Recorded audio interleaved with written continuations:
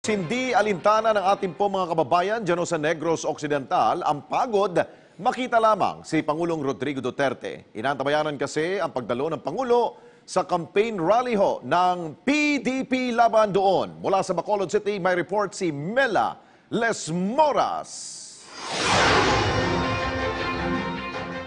Maaga pa lang bakas na sa mukha ng ating mga kababayan dito sa New Government Center ground sa Bacolod City, Negros Occidental ang pagkasabik. Paano ba naman sa isang espesyal na pagkakataon makakasama nila ang isang natatanging bisita?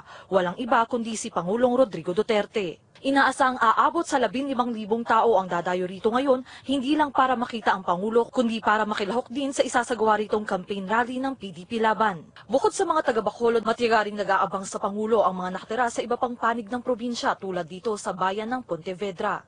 Bawat isa may iba't ibang mensaheng nais ipaabot.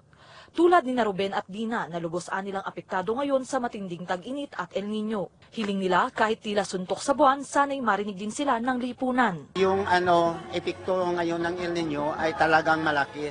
Kung tingnan mo na sa aming mga tubuhan, malaki na halos nag-abot na ng 1/4% yung namatay na tubo. Ngayon pa, ang presyo ng kalamay ay bumababa. Hirap, walang masyadong kuha na isda. Wala masyadong income. Kasi ang income namin nasa dagat lang eh. Ang hanap buhay namin nasa dagat lang.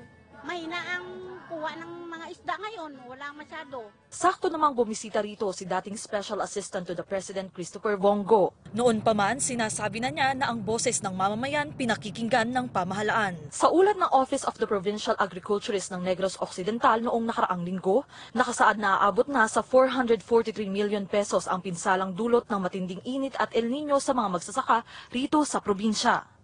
Bilang pagtugon, iginiit naman ng pamahalaang panlalawigan na may iba't ibang aksyon na silang ginagawa ukol dito. Mela Lesmoras para sa Bayan.